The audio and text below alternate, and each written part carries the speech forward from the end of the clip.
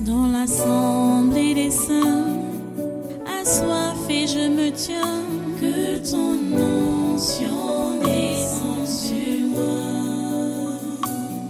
Conscient que mon destin est dans le creux de ta main, que ton onction descende sur moi. Je suis disposé, assoiffé, que ton onction descende sur moi. Je suis disposé, assoiffé,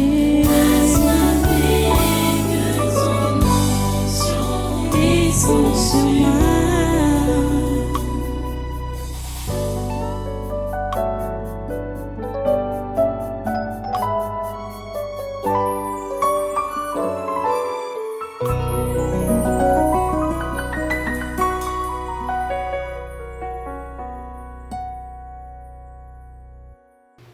Vous comprenez? Jésus nous dit dans ce passage toujours que comme tout le monde n'est pas fait pour le mariage, il y a seulement un tiers de personnes qui normalement peut-être ont été travaillées négativement pour ne pas se marier. Donc sur 3 personnes, ceux contre du moins, celles contre qui les esprits familiers ont travaillé. Il y a une seule personne contre qui les esprits familiers ont travaillé pour qu'elle ne se marie pas. Sur 3 personnes.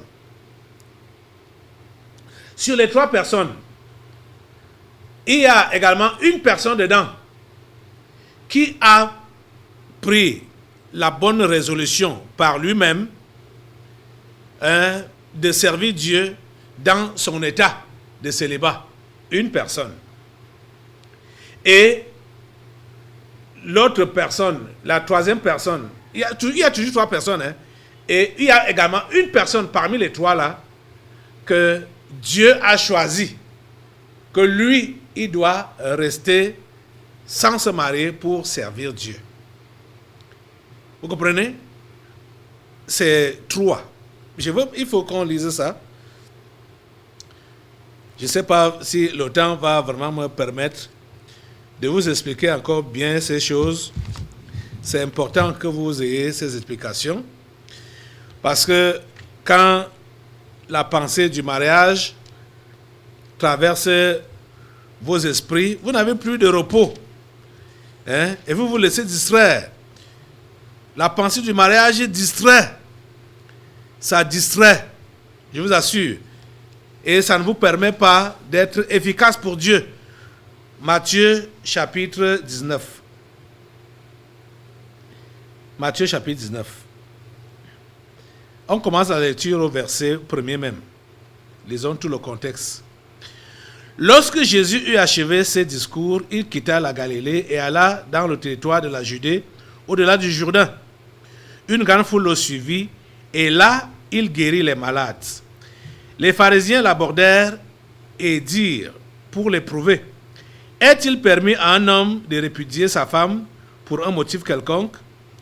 Il répondit, n'avez-vous pas lu que le Créateur au commencement fit l'homme et la femme, et qu'il dit, c'est pourquoi l'homme quittera son père et sa mère, et s'attachera à sa femme, et les deux deviendront une seule chair. Ainsi, ils ne sont plus 2, mais ils sont une seule chair. Que l'homme donc ne sépare pas ce que Dieu a joint. Pourquoi donc, lui dirent-ils, Moïse a-t-il prescrit de donner à la femme une lettre de divorce et de la répudier? Il leur répondit, c'est à cause de la dureté de votre cœur que Moïse vous a permis de répudier vos femmes. Au commencement, il n'en était pas ainsi. Verset 9. Mais je vous dis que celui qui répudie sa femme, sauf pour infidélité, et qui en épouse une autre, commet un adultère. Ses disciples lui dirent, si telle est la condition de l'homme à l'égard de la femme, il n'est pas avantageux de se marier. Il leur répondit, tous ne comprennent pas cette parole, mais seulement ceux à qui cela est donné. Verset 12. Car il y a des eunuques qui le sont dès le ventre de leur mère. C'est la première catégorie. Quand on parle eunuque, ça veut dire que quelqu'un qui ne se marie pas, homme ou femme. Car il y a des eunuques qui le sont dès le ventre de leur mère. Qui les a rendus eunuques? C'est qui? C'est Dieu qui a prévu que celui-là ou celle-là ne doit pas se marier depuis le ventre de sa mère. Deuxième, il y en a qui le sont devenus par des hommes. Voilà. Ça, c'est l'unique catégorie. Et tous ceux qui sont célibataires, même ici au Tabernacle de la Liberté, et voient que depuis qu'elle est jeune fille, et on lui demande en mariage, ça ne donne pas, a vieilli, bon, ça ne donne pas, le mari ne donne pas.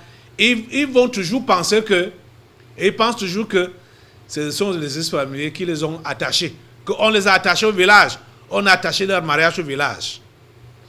C'est une personne sur 3 qui est victime de ce genre qui peut être victime de la sorcellerie. Les hommes sont cause. Une personne sur 3. Vous comprenez ça? Une personne sur 3. La première personne sur 3, c'est Dieu même qui est à l'origine. Deuxième personne sur 3, ce sont les hommes. Donc ce sont les esprits familiers. Troisième maintenant. Et il y en a qui se sont rendus tels eux-mêmes à cause du royaume des cieux, que celui qui peut comprendre, comprenne. Donc maintenant, une personne sur 3 doit également prendre la décision que je m'engage à ne pas me marier parce que je veux servir Dieu, corps, âme et esprit. Vous voyez bien la répartition? Donc, si il y a 3 personnes qui vivent sur la terre, vous comprenez que déjà même, il y a seulement une personne parmi ces gens-là pour qui on doit prier pour briser le lien de sorcellerie ou la malédiction de sorcellerie ou comment dire? Oui, les liens de sorcellerie, les chaînes du célibat, il n'y a qu'une seule personne. Donc, si vous êtes 3 là, il se pourrait que parmi les 3, il y a seulement une seule personne qui est victime de la sorcellerie pour ne pas se marier. Une seule personne. Vous comprenez? Et parmi les 3, il y a une personne que Dieu a choisie depuis le ventre de sa mère, que celle-là ne doit pas se marier. Elle doit servir Dieu. Et parmi les 3 personnes, il y a également une qui doit qui a compris que le travail de Dieu est intense. Et pour le faire, il ne faut pas se distraire avec le mariage. Et la personne-là s'est engagée à servir Dieu, corps, âme et esprit, sans se marier. Voilà la chose. Voilà clairement. C'est-à-dire, pour ceux-là qui ne comprennent pas, qui sont obsédés par l'idée du mariage, lisez bien le verset 12 de Matthieu 19. Vous allez comprendre que Jésus a été clair. Et Jésus nous précise même que beaucoup de gens ne comprennent pas ces vérités. Pourtant, c'est là. Voilà ça que je vous ai lu là. Voilà ça qui est dans votre Bible, à vous-même là. Réalisez ça très bien. Mais je sais que pour ceux-là qui sont obsédés par le mariage, ils vont dire, quand ils vont lire, ils vont dire, non, bon, mon cas est quand même différent. Moi, je vais me marier. Moi, je crois que Dieu a prévu que moi, je dois me marier. Ils sont obsédés. Vous voyez, quand tu es déjà obsédé par ce genre, par la pensée du mariage, comprends que le mariage n'est pas vraiment pour toi. Je te dis la pure vérité. Si tu es chrétien, tu vas gâter ta chrétienté. Et si tu n'es pas chrétien, tu vas être manipulé par les esprits familiers. Parce que les esprits familiers vont donc aligner les gens devant toi. C'est-à-dire leurs gens. Ils vont les aligner devant toi. Et tu vas aller d'homme en homme, femme en femme, et faire des enfants comme ça là. Il y en a d'autres. J'ai suivi certaines personnes, certaines personnes, 6 enfants avec 6 hommes différents. 6 enfants avec 6 hommes différents. Vous voyez? ou des hommes avec plusieurs enfants, avec plusieurs femmes, avec des mères différentes. Vous comprenez ça? C'est quand on a vu que toi, tu n'étais pas, puisque les exercices familiers savent également, ceux-là qui sont appelés par Dieu, et ce que Dieu a choisi pour son service, et a prévu qu'ils doivent se consacrer rien que pour lui, ils font tout pour gâter leur existence, pour gâcher leur vie. Vous voyez? Donc, ne soyez pas obsédés par cette idée du mariage. C'est pour cela que nous avons lu ce passage qui nous enseigne donc clairement. Je vais vous demander, quand vous allez rentrer là, c'est-à-dire les jeunes filles là, les jeunes filles, ou même les vieilles filles, vous pouvez être jeune fille ou vieille fille, allez encore doucement. Lire Matthieu 19, le verset 12 aussi, où Jésus dit, car il commence même au verset 9, mais je vous dis que verset 10, ses disciples lui disent, si telle est la condition de l'homme à l'égard de la femme, il n'est pas avantageux de se marier. Il leur répondit, tous ne comprennent pas cette parole, mais seulement ceux à qui cela est donné. Tous ne comprennent pas cette parole. Et c'est quelle parole? La parole qui est au verset 12 là. Car il y a des eunuques qui le sont dès le ventre de leur mère. Et il y en a qui le sont devenus par les hommes. Et il y en a qui se sont rendus tels eux-mêmes à cause du royaume des cieux, que celui qui peut comprendre, comprenne. Vous voyez, la secte catholique a prétendu, du moins utiliser, c'est-à-dire dire que ces prêtres, les sœurs religieuses, se rendent uniques pour le royaume de Dieu. Or, c'est faux. On sait ce qui se passe là-bas. On sait comment ces gens-là sont infidèles, comment tous les crimes qu'ils font dans les couvents avec des sœurs, comment les sœurs avortent après avoir même conçu, à part des prêtres, comment ils avortent. Ils ne sont jamais fidèles à leur engagement, à leur serment de chasteté, le vœu de chasteté. Ils disent qu'ils ont prêté le vœu de chasteté. C'est faux. Ils ne font pas ça. Ils ne font pas ça.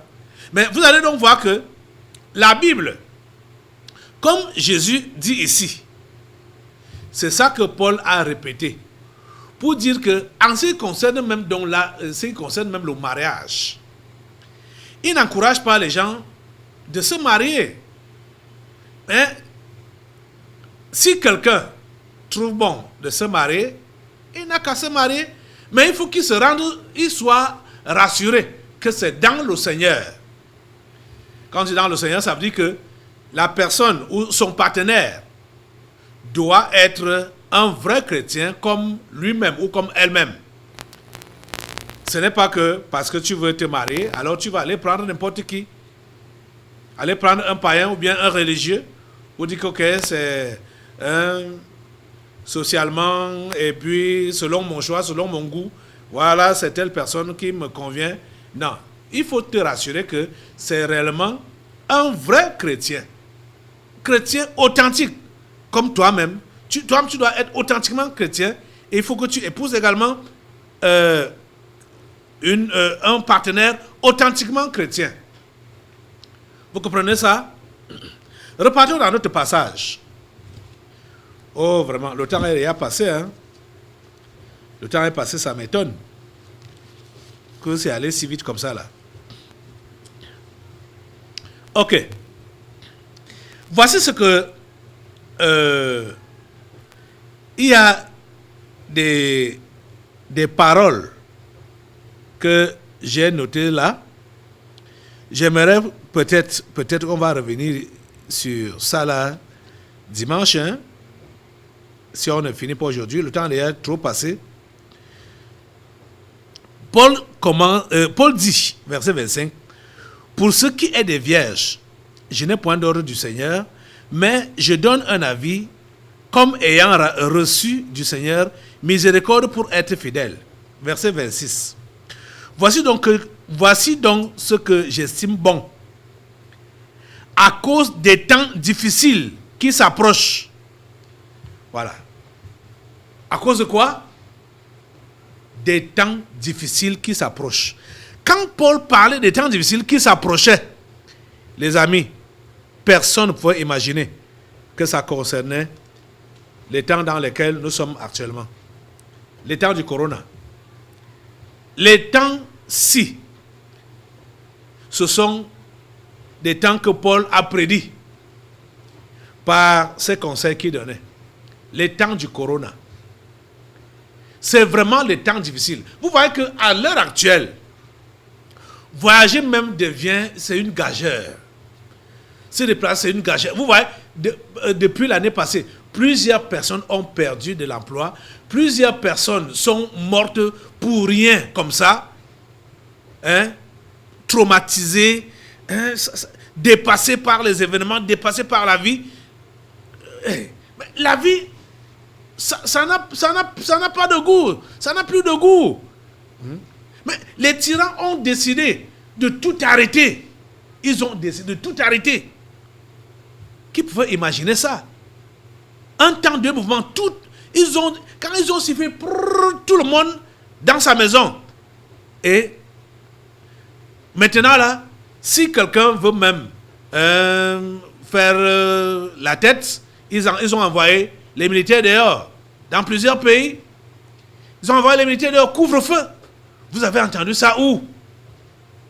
Vous avez entendu ça où? Mais voilà, l'apôtre Paul avait déjà prévenu les chrétiens depuis fort longtemps. Il y a 2000 ans aujourd'hui. Où il dit, voici donc ce que j'estime bon, à cause des temps difficiles qui s'approchent. Les temps difficiles qui s'approchent. Nous sommes dans ces temps difficiles. Nous sommes en plein dans ces temps difficiles qui ont été annoncés par l'Esprit de Dieu. Et qu'est-ce qu'il propose? Il est bon à un homme d'être ainsi. Es-tu lié à une femme? Ne cherche pas à rompre ce lien. Donc ne divorce pas. Si tu es marié, ne divorce pas. Tu comprends? C'est ça que Jésus... C'est-à-dire, Paul est en train de redire ce que Jésus a déjà dit dans Matthieu 19 qu'on a lu tout à l'heure là. N'es-tu pas lié à une femme? Ne cherche pas une femme. Donc si tu n'es pas marié, le mariage ne doit pas être ta préoccupation à l'heure actuelle. À cause de ce temps difficile. Mais qu'est-ce qu'on trouve? Plusieurs n'ont pas le sommeil. Parmi vous là, à cause du fait que vous n'êtes pas marié. Vous voyez? Oh mon Dieu. Nous sommes en train de passer par des temps difficiles. Et vous faites le contraire des conseils qui nous sont donnés par l'Esprit de Dieu. Oh mon Dieu. Au verset 28, il dit, si tu t'es marié, tu n'as point péché. Et si la Vierge s'est mariée, elle n'a point péché. Mais ces personnes auront des tribulations dans la chair. Et je voudrais vous les épargner. Verset 29. Voici ce que je dis, frère. C'est que le temps est court. Voilà, il y a ces deux trucs-là. Je veux dire ces deux phrases-là, ou deux lignes-là. Des temps difficiles, à cause des temps difficiles, et le temps est court. Qui répète ici au verset 29. Voici ce que je dis, frère. C'est que le temps est court. Que désormais, ceux qui ont des femmes soient comme n'en ayant pas. Ouais. Vous voyez, les mariés sont invités à vivre comme n'étant pas mariés. Pourquoi? Parce que le temps est court. Le temps est court. Dans ce temps-ci, nous devons concentrer nos efforts au travail de Dieu. les temps du corona, c'est des temps à concentrer les efforts pour le travail de Dieu. Le temps est court. Est-ce que vous êtes en train de voir ça? Les moments sont difficiles. Est-ce que vous êtes en train de voir ça? Comme je disais à Landry l'autre jour, que si j'étais à sa place là-bas en Chine, gâter c'est gâter, mouiller c'est mouiller. Comme c'est ça qu'ils ont mis, comme on lui refuse de porter de ne pas voyager sans masque, il allait, j'étais à sa place, je sors, je commence à parler à qui veut m'entendre, que voilà ce que je suis en train de subir. Je suis enfant de Dieu, je suis Camerounais, je veux rentrer chez moi. Je n'ai même plus les papiers pour rester dans ce pays.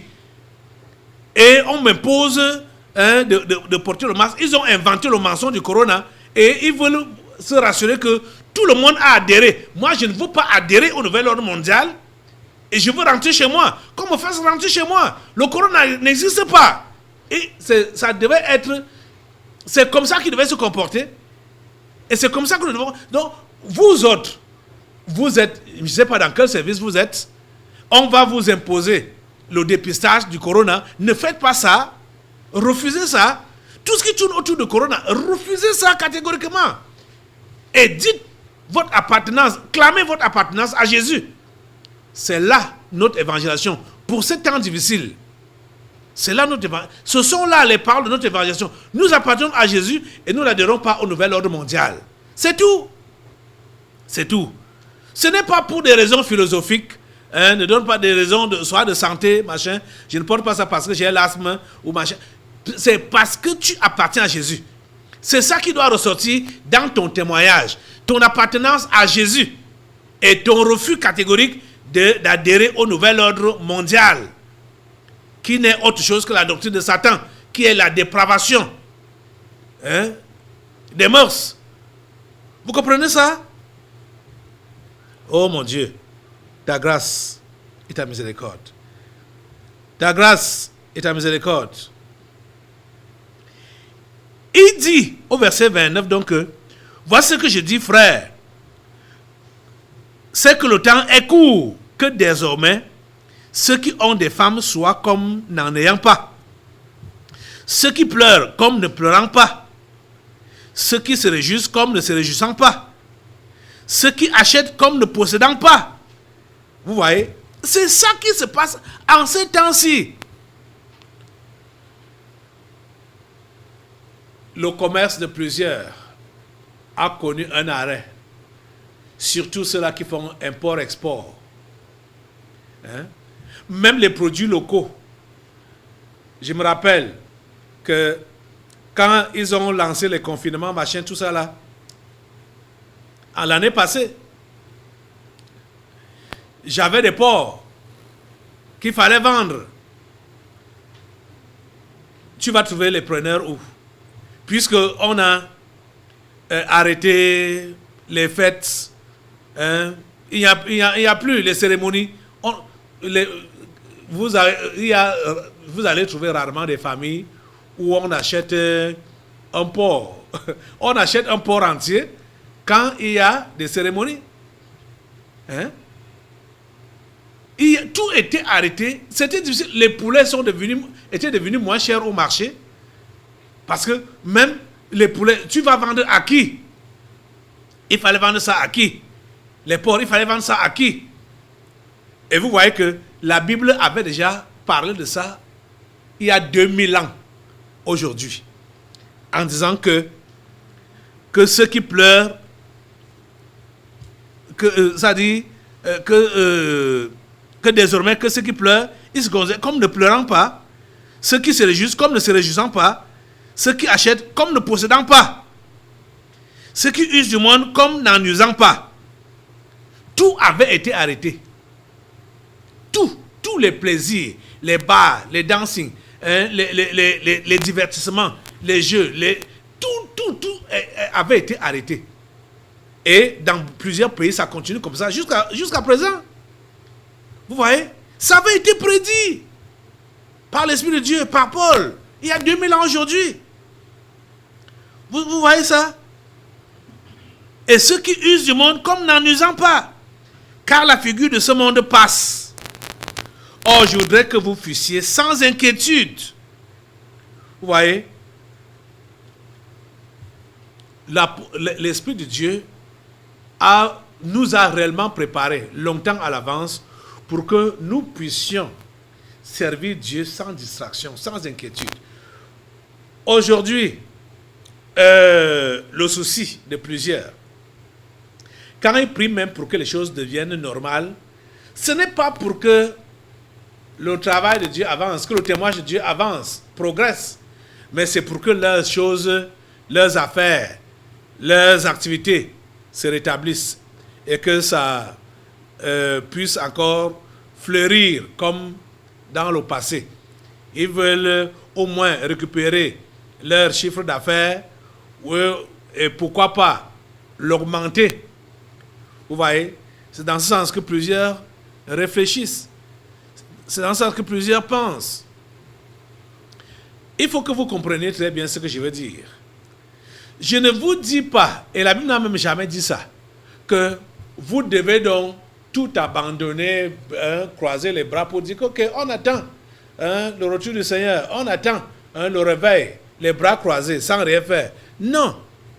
Ce que je suis en train de dire, et ce que la Bible enseigne, c'est que, quel que soit ce que tu as comme activité, cela ne doit pas prendre tout ton être, ta tête, tes mains, tes pieds, tout ton être pour te donner à ça là, à 100% et négliger le travail de Dieu.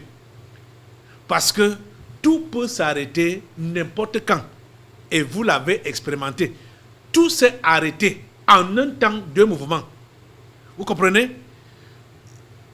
La Bible n'a jamais demandé qu'on croise les bras, qu'on ne travaille pas. Non.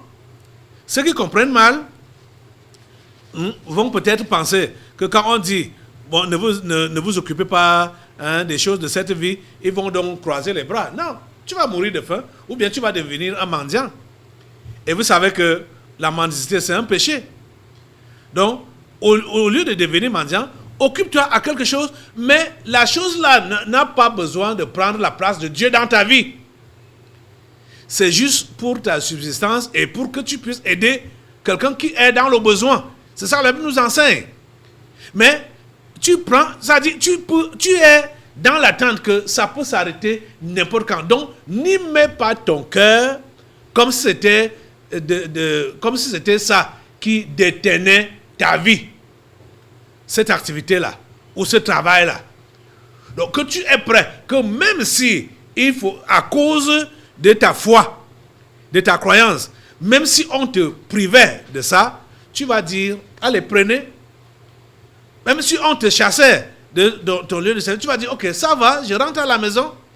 C'est ça que vous devez comprendre. Nos cœurs ne doivent pas être attachés à nos biens, à notre travail, à notre position, à n'importe quoi sur cette terre.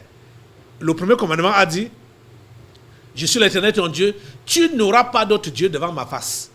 C'est pour que ce commandement-là soit appliqué dans ta vie, que tu es interpellé à ne rien considérer comme si c'était, ça dit toute ta vie ou tout ton avenir. Vous êtes en train de comprendre ça? Et il a continué. Je veux aller maintenant au verset 35. Le temps a déjà vraiment beaucoup passé. J'ai dit cela dans votre intérêt. Ce n'est pas pour vous prendre au piège. C'est pour vous porter à ce qui est bienséant et propre, à vous attacher au Seigneur sans distraction. Soulignez distraction là. Sans distraction. Vous êtes en train de comprendre? Et qu'est-ce qu'on est en train de voir?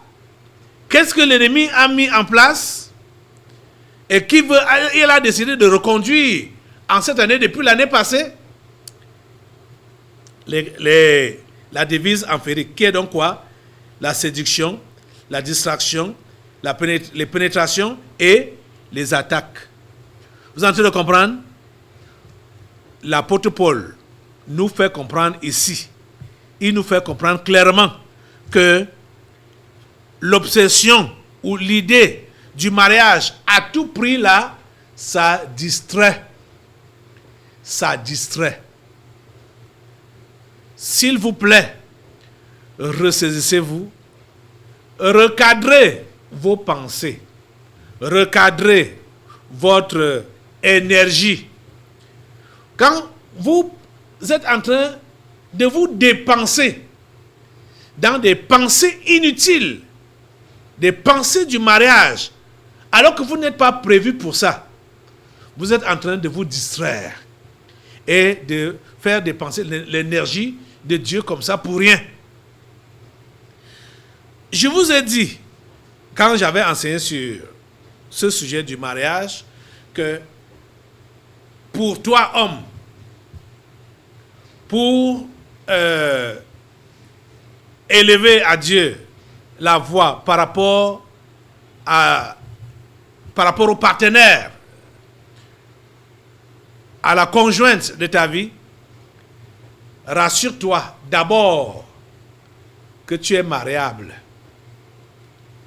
Rassure-toi que tu n'es pas celui que Dieu a mis à part depuis le ventre de sa mère, que tu n'es pas eunuque, choisi par Dieu lui-même. Hein? Et si tu es donc déjà sûr que tu n'es pas eunuque choisi par Dieu et que tu es maintenant mariable, ça veut dire que tu peux prendre soin de toi-même, d'une femme et des enfants qui vont venir. Ok, c'est là donc que tu peux demander à Dieu de te montrer la côte qui t'est semblable, la côte qui te ressemble, qui va donc venir t'aider dans le travail que Dieu t'a donné. Donc rassure-toi que tu sais ce que tu es appelé à faire dans la maison de Dieu. Et c'est là donc que tu vas demander à Dieu de te donner celle qui te convient, de t'aider à faire ce pourquoi Dieu t'a créé. Tu comprends ça? Et pour les filles ou les femmes, il ne vous est pas autorisé dans la Bible, il ne vous est pas autorisé dans la Bible par Dieu, il ne vous est pas autorisé par Dieu de prier pour avoir un mari. Là, ça dit, vous partez dans la Bible de la Genèse à l'Apocalypse. Vous n'allez pas trouver un endroit où on a un exemple d'une femme qui a prié pour demander un mari à Dieu. On n'en trouve pas. Donc, les filles qui sont là en train de perdre leur temps pour dire qu'elles prient pour demander un mari à Dieu, vous êtes en train, vous distrayez pour rien. C'est la distraction. Vous comprenez? C'est la distraction. Si vous étiez en train de faire ce genre de prière-là, arrêtez cela, parce que c'est du temps perdu. Du temps perdu. Vous comprenez ça? Nous devons être dans le cadre des Écritures. Dieu a fait la femme pour aider l'homme dans le travail que Dieu avait donné à l'homme. Et c'est comme ça que ça continue jusqu'à aujourd'hui. Quand vous allez voir des mariages où il y a, on appelle incompatibilité, comprenez juste que c'est le monde maléfique qui a décidé de mettre un simple avec un compliqué, un sorcier avec un simple. Parce que déjà, si tu es, je crois que les autres développements là, je vais les faire, on va continuer dimanche. Le temps a déjà vraiment beaucoup passé comme ça. Mais je crois que vous avez pris note que franchement, le mariage, l'idée du mariage, ça distrait. Ça distrait.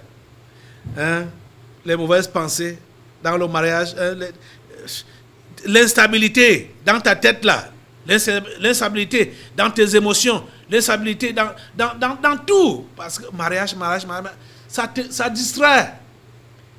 Et nous sommes en train de passer des moments difficiles. Le temps est court. Il faut se concentrer sur l'essentiel. Donner le meilleur de nous-mêmes pour sauver les âmes pour lesquelles Jésus-Christ a versé son sang. C'est en ça que nous devons être concentrés en ce temps-ci. Vous comprenez, non? Il y a beaucoup d'autres choses qui distraient. Mais la distraction engendrée par l'idée du mariage bat le pourcentage de toutes les autres distractions qu'on peut avoir dans une vie chrétienne. Parce que si l'apôtre Paul a longuement parlé là-dessus, parce que c'est tout le chapitre 7 de 1 Corinthiens qui en parle, il faut comprendre que c'est un point sérieux. Et il a juste développé ce que Jésus avait déjà dit dans Matthieu chapitre 19, que je vous demande de relire. Relisez Matthieu 19, relisez entièrement 1 Corinthiens chapitre 7.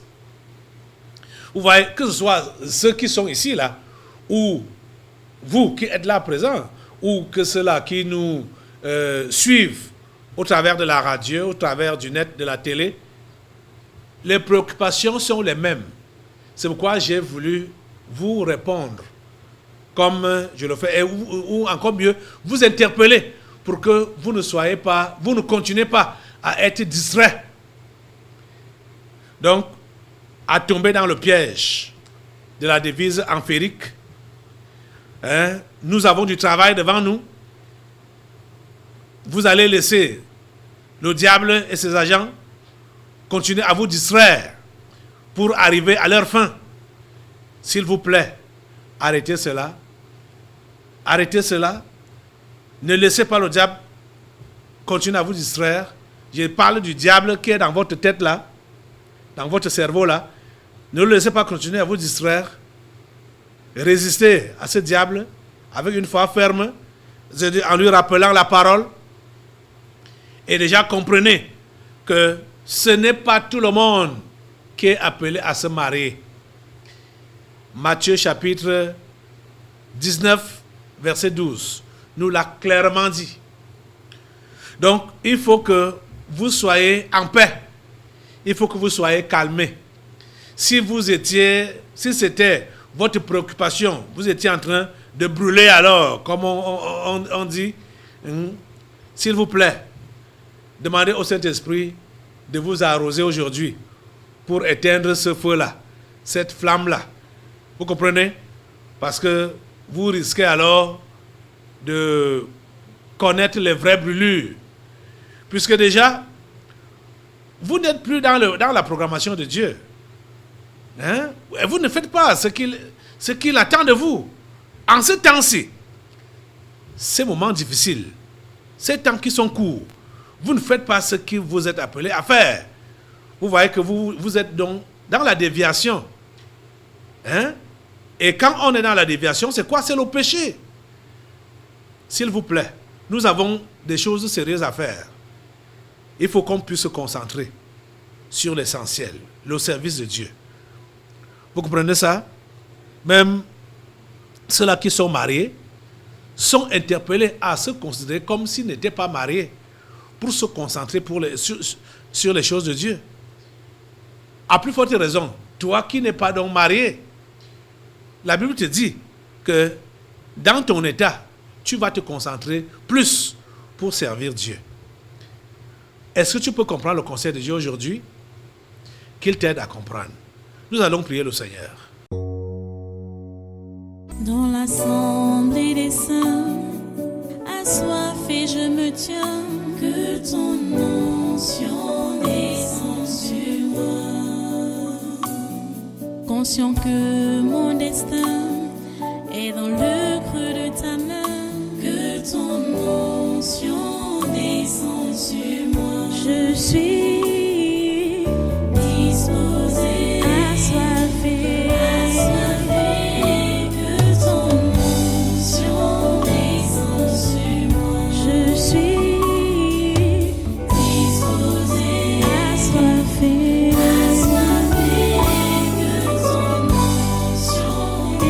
son chemin.